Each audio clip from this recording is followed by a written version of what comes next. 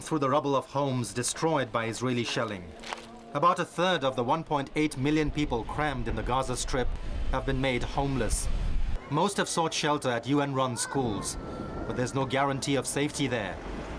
At least 3 UN facilities have been shelled, killing dozens of people since Israel launched its offensive 4 weeks ago to stop Hamas rockets and seal its tunnels.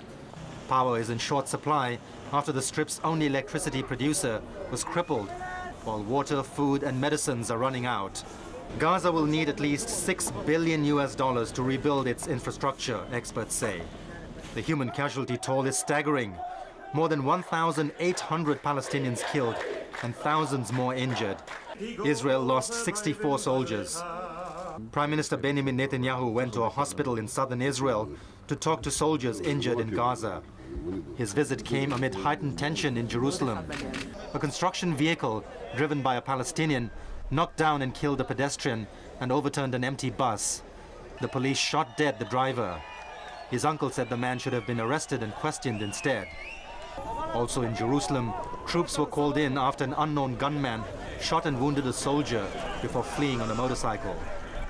As tensions remain high, Palestinians who feel the world community has forsaken them pick up what little they can salvage from their wrecked homes and walk off to an uncertain future. Time now for sports with Leung. So what's on the menu tonight, Bo? There's mountain racing and tennis from Toronto. But with the Rio Olympics 2 years away, organisers in the Brazilian city have been assuring participants that they'll be spared the jitters which gripped football officials before the Brazil World Cup. Just months after branding the preparations for the 2016 Rio Olympics as the worst ever seen, Australia's top sports official has changed his tune.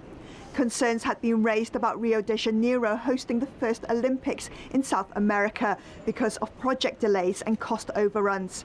The International Olympic Committee was also critical about the bad communication between organisers and the Brazilian government.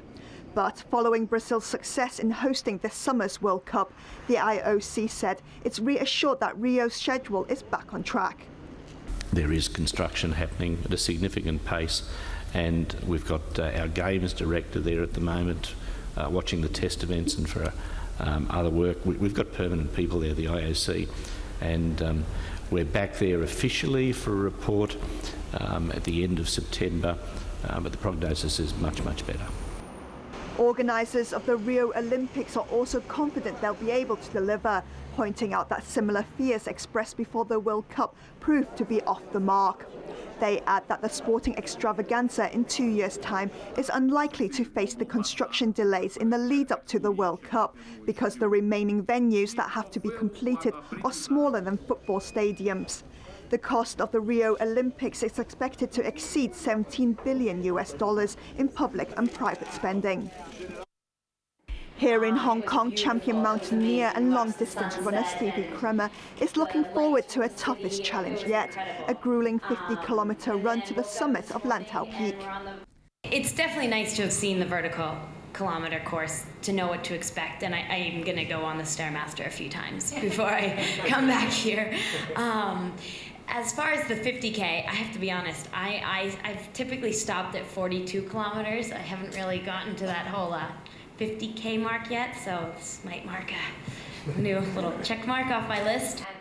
Kremer is in the city for a short visit to check the course before the race in December.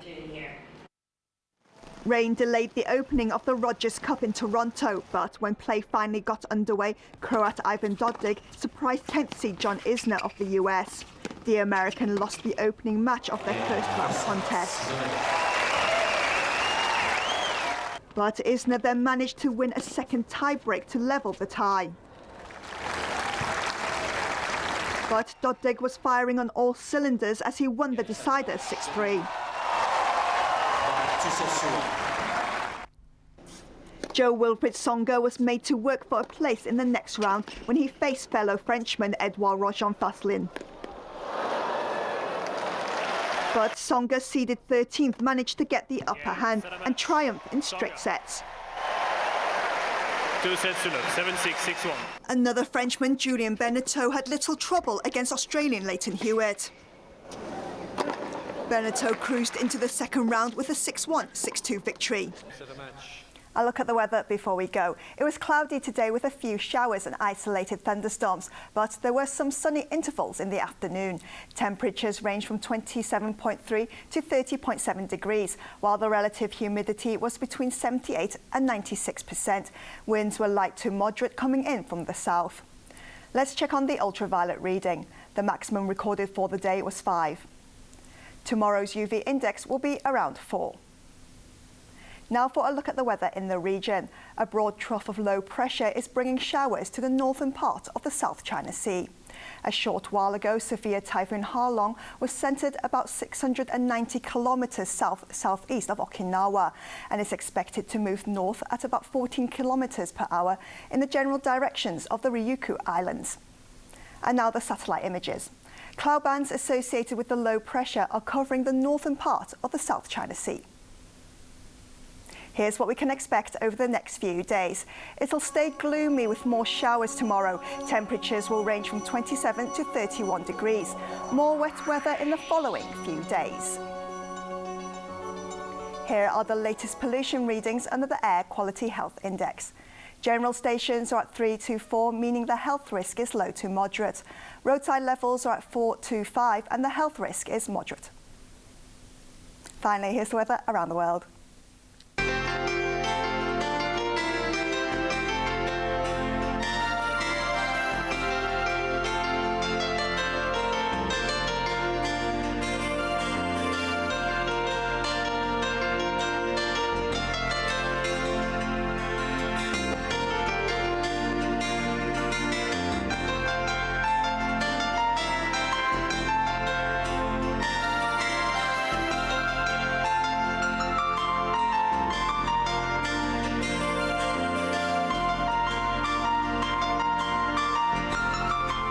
That's our main news for Tuesday night. We'll have an update in 1 hour. I'm Raymond Yeung. I'm Leung. And I'm Emily Su. Thank you for watching ATV. Good night. Good night.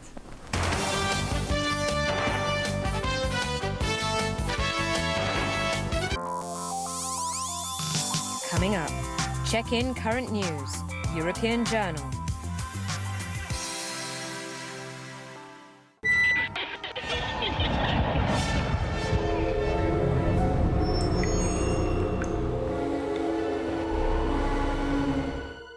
Be cool, keep updated with the international music scene. Warner Music Power Station, Thursday night at 10. Culture Spot. Some factories of Japan may be small. And this is the Hokusai 3, a fully electric vehicle. But they make a huge difference to Japanese daily life. With so many kinds of scales used everywhere. And then you put your rice on the scale, and it will tell you that you have 94 grams. Keeping fit is not a headache in Japan. Begin Japanology 2, Saturday and Sunday night at 8:30.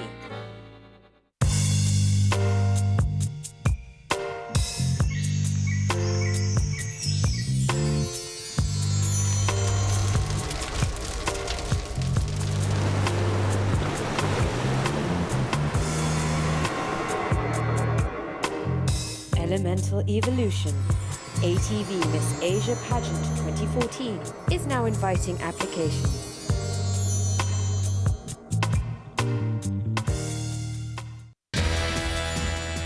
Britain's top chefs are ready to battle. With limited budget, tight deadline, and high expectations. That's not good. I'm in the lead. Definitely in the lead.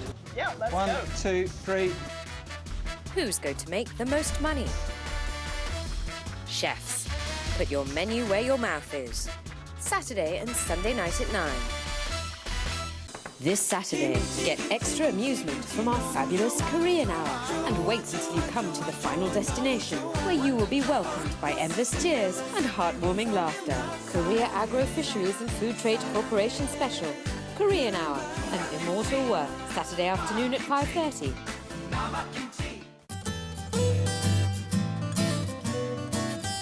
Love it? Say it. Discover the latest and the hottest trends in Japan. Feel the pulse of the vibrant and fabulous culture. JP Time TV every Sunday night at 6:25.